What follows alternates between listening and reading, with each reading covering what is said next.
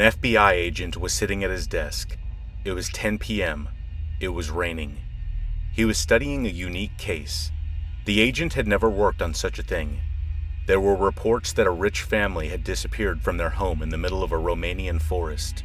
The case had almost been dismissed by the local police. They couldn't explain it, and besides, no one knew the members of the family, so the news was not published in the newspapers. The FBI agent had been called because the police, a few days earlier, had found the bodies of the victims at the banks of a river. They were in a state of decomposition and had no internal organs. It was a large family. There were 8 people, all dead.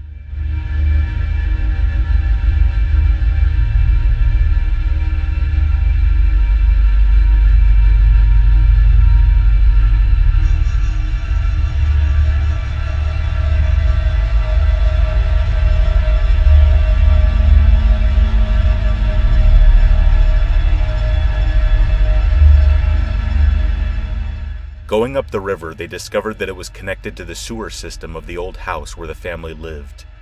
But there was more. According to the report written by the police, the old house had been abandoned for years, uninhabited and deserted, and in the nearby areas it was known as a haunted house. The FBI agent, who was known for his sometimes too impulsive courage, decided to go investigate that same night in that house. He ate something quickly, and at 11 p.m., he was already in the car driving to the house. The forest was dense, making it difficult for the vehicle to move. It stopped raining. Just a few sounds of thunder remained in the distance. The agent arrived in front of the house. It was a mansion surrounded by mighty walls with a heavy gate. He got out of the car and walked over to the gate. The house was dark, lit only by the moon. No light. Deafening silence. Occasionally, he could hear wolves in the night, like werewolves. The FBI agent noticed that there was a camera above the gate. He opened the gate and entered. Suddenly, the gate closed behind him. Around the house, there was something like a river of putrid water that gave off a hellish smell. It looked like an abandoned house. Not too worried, he looked over to the house looking at an old car that looked like it hadn't been used for years. Suddenly, the bridge closed. He couldn't escape. At that moment, the agent realized that there was someone in the house, that someone had seen him enter and trapped him. Frightened, he went to the front door, waiting for some noise, but nothing.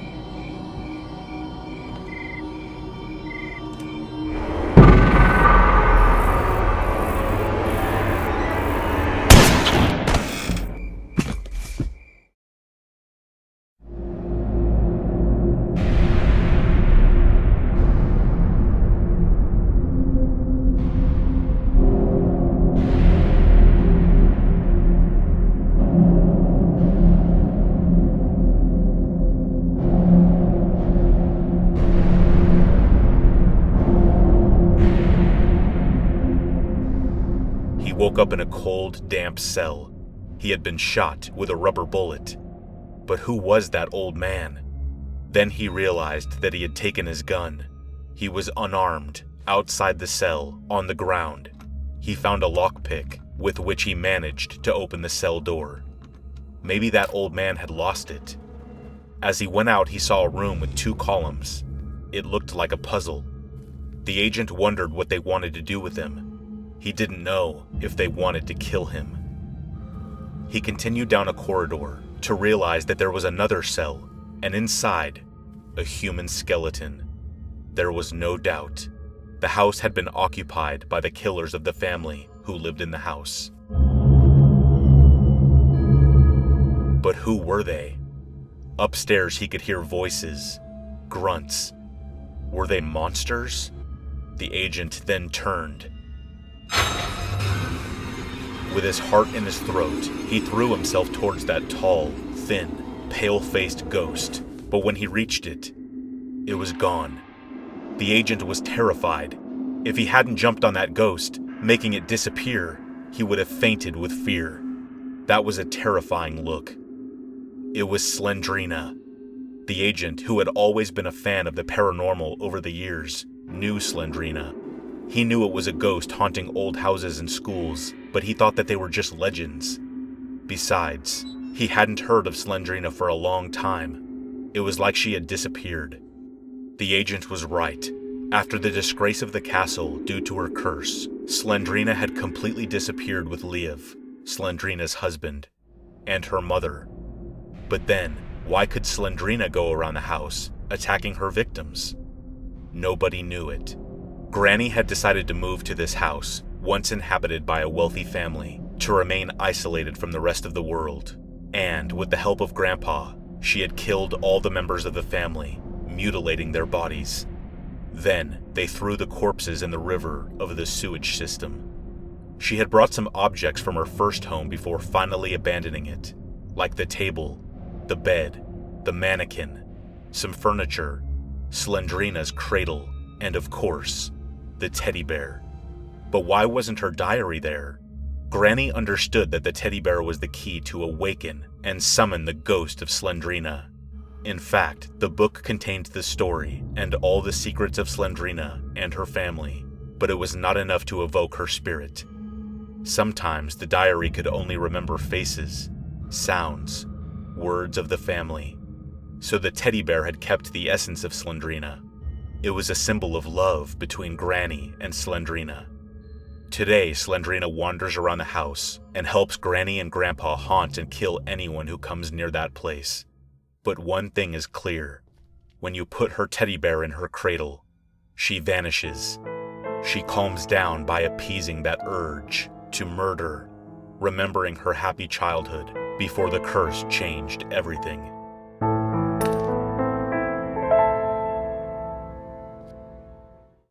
The agent continued down the corridor, and he walked up the stairs. He opened the door. Behind the door, there was Granny waiting for him. Darkness. The FBI agent woke up once more in the cell. Blood was dripping from his head. Why hadn't she killed him? What did they want? This time he ran out and headed for the stairs. The door was open. He peered and saw Granny walking out of the house. He went upstairs towards the first floor. The house was incredibly tidy, neat and clean. It didn't look abandoned. He found objects scattered here and there. It looked like some kind of macabre game. Granny and Grandpa, in fact, had worked out puzzles like they had always done. It was impossible to escape. Suddenly, the old man, Grandpa, came out of a corner and shot him in the chest. The agent was dragged by Granny and Grandpa to this cell, again. While he was in the daze, Granny told him, "Slendrina's family is coming back." And they left him in the cell. When he came to, he immediately looked for the exit. He went to the kitchen and went out through the door facing the garden. It was cold outside. His heart leapt when Slendrina appeared behind him. He looked away immediately. Then he looked at the guillotine.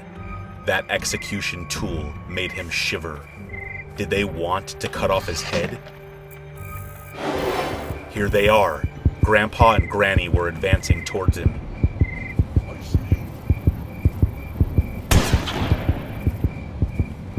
With his heart in his throat, the agent entered the house, and, with all his might, he tried to escape from those two monsters.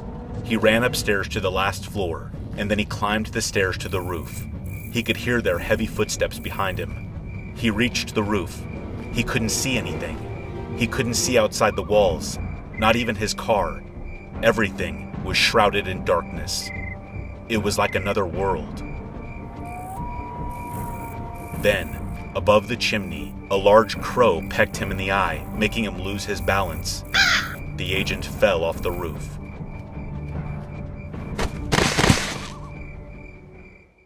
He barely woke up. He was confused. They were there, watching him. They had put him in the old car in the garden. The agent had a broken leg, and he was covered in blood. There was nothing more to be done. Granny put an explosive in the car, and they slowly moved away. The car exploded, burning the agent alive, that in the house had only found death. Days went by. No one wondered what happened in that house. The police found the gate open and found no one. In the report, they wrote that it was just an abandoned house with no evidence, so they left it closed in the middle of the woods. They didn't check it very much. The police had other problems to think about, and after all, they have had enough.